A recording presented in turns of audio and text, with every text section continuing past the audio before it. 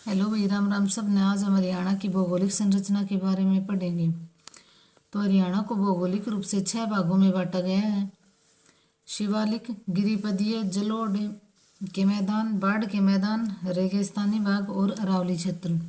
तो सबसे पहले हम शिवालिक के बारे में पढ़ेंगे। शिवालिक यह हिमालय की नवीनतम संरचना है। तो अगर ये पूछे शिवालिक नवीनतम है या पुराने पर्वत हैं, तो ये नवीनतम है, नवीन वलित पर्वतों में आता है। ये हरियाणा के उत्तर पूर्वी भाग में है और कौन कौन से जिलों में फैला हुआ है? पंचकुला, यमुनानगर और अंबाला। ये उत्तरी पूर्वी भाग है। अगर ये पूछे कौन सा भाग है, दक्षिण पश्चिम है, दक्षिण पूर्वी है, तो ये है हरियाणा के उत्तर पूर्वी भाग में शिवालिक, जिसका निर्माण पोस्ट पेलिकन एज में हुआ था।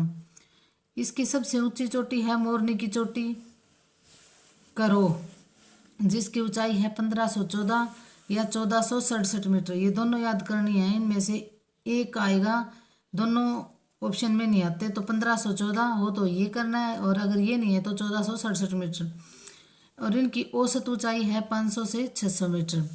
गिरिपदीय मैदान शिवालिक के दक्षिण में 25 किलोमीटर चौड़ी पट्टी के रूप में मैदान स्थित है। तो जो शिवालिक की पहाड़ियाँ हैं, यहाँ से नदियाँ निकलती हैं, तो उनसे कंकड़ पत्थर जो भी आते हैं ना, उनसे है ना ये मैदान बना हुआ है। 25 किलोमीटर चौड़ी पट्टी है के रूप में ये मैदान स्थित है। मतलब कंकड़, पत्थर, मिट्टी, ये सब मिला के 25 किलोमीटर चौड़ी पट्टी बनी हुई है, उससे ये मैदान बना हुआ है। तो ये होते हैं गिरिपदीय मैदान। गिरिपद क्या होते हैं? जो पहाड़ों के पैरों में स्थित होते हैं ना मैदान, उनको बोलते हैं। तो ये कितने किलोमीटर चौड़ी पट्टी है? 25 किलोमीटर चौड़ी। यमुना से घग्गर तक, तो यमुना और घग्गर की जो नदियां हैं उनके द्वारा लाया गया ये मैदान है ना, उससे बना हुआ है ये 25 किलोमीटर चौड़ी। यमुनानगर, अंबाला और पंचकुला में ज़्यादातर ये मैदान मिलते हैं।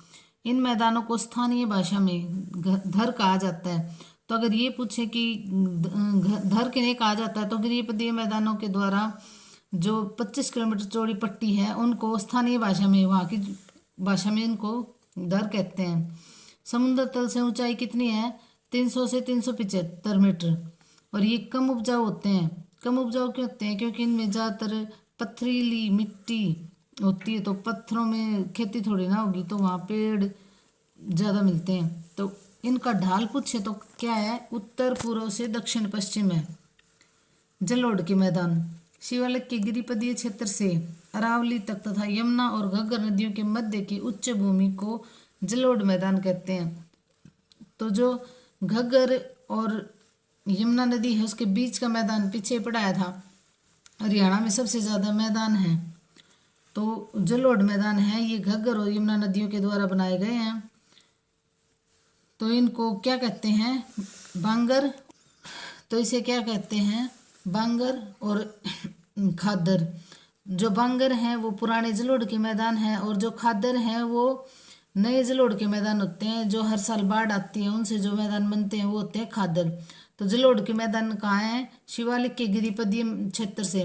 तो जो शिवालिक के गिरिपदीय क्षेत्र हैं उनसे आगे जो यमुना और घग्गर नदियों के बीच का जो मैदान है, जो बताया था कि सबसे ज़्यादा है, तो मध्य उच्च भूमि है, इसे जलोढ़ का मैदान कहते हैं। इसमें बांगर पुरानी जलोढ़ के मैदान होते हैं, और खादर पूछे तो नए जलोढ़ के मैदान होते हैं। समुद्र तल से ऊंचाई कितनी है? 220 से 280 मीटर जलोढ़ के मैदानों की। बाढ़ के मैदान यमुना और घग्गर नदियों द्वारा पूर्वी व पश्चिमी भागों में बाढ़ युक्त दलदली भागों का निर्माण हुआ है। ये कहाँ कहाँ हुआ है दलदली भागों का? फरीदाबाद, यमुनानगर, सिरसा, फतेहाबाद। तो बाढ़ के मैदान कहाँ है? यमुना और घग्गर नदियों द्वारा पूर्वी व पश्चिमी भागों में। तो पूर्व में कौन सी नदी है? यमुना नदी। और पश्चिम में कौन सी है? घग्गर नदी। इनके द्वारा जो दलदली भागों का निर्माण हुआ है वो कहाँ कहाँ हुआ है? फरीदाबाद में, यमुनानगर में, सिरसा में, फतेहाबाद में। इन्हें बैट व नैली कहा जाता है। तो यमुना नदी है, उनके द्वारा जो दलदली भागों का मैदान हुआ है उन्हें क्या कहा जाता है? बैट। और नैली से कहा जाता है? घग्गर नदी द्वारा। और घग्गर नदी द्वारा जो खड्डे होते हैं उनको क्या कहा जाता है? चो। रेगिस्तानी भाग पश्चिम में हरियाणा व राजस्थान की सीमा के साथ विस्तृत है।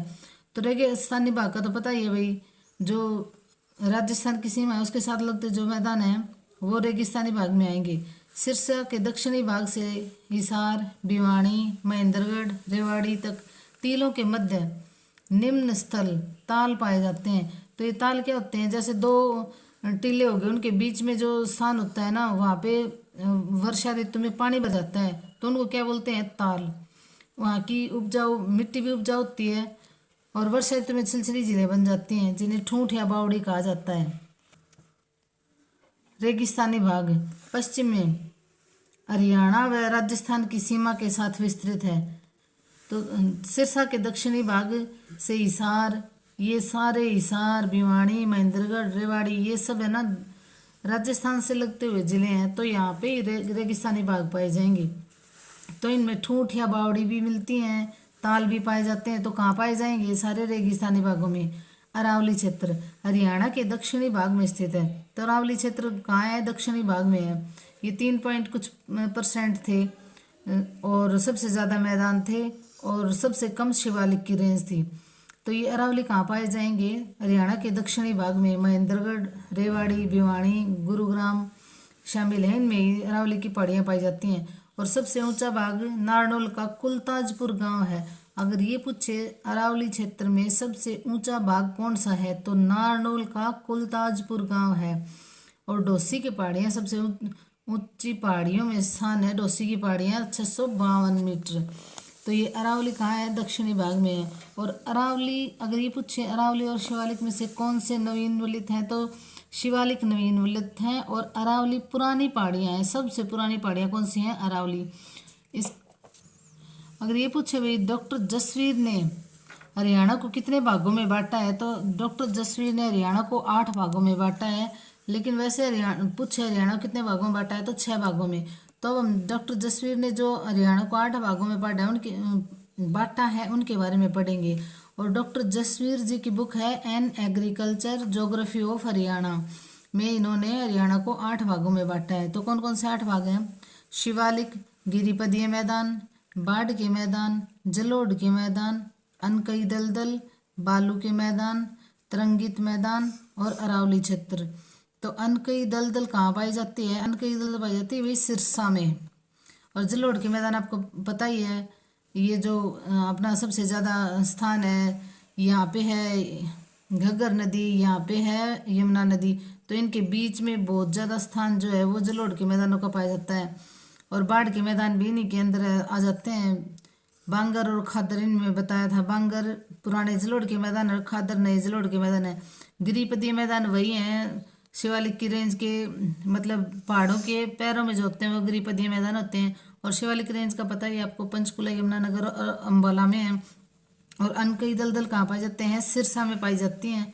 और बालू के मैदान ये जहाँ ज़्यादा रेत टिब्बे जो भी हैं वो वहाँ भिवानी, कुछ सिरसा का हिस्सा, कुछ हिसार का हिस्सा, महेंद्रगढ़, रेवाड़ी, गुरुग्राम, ये बालू के मैदान। तरंगित मैदान और पहाड़ और बालू के रेत, ये हो गए भाई तरंगित मैदान, जहाँ पे बालू भी पाया जाएगा, पहाड़ भी पाए जाएंगे, वो तरंगित मैदान हो जाएंगे। और अरावली क्षेत्र जहाँ अरावली की पहाड़ियाँ पाई जाती हैं।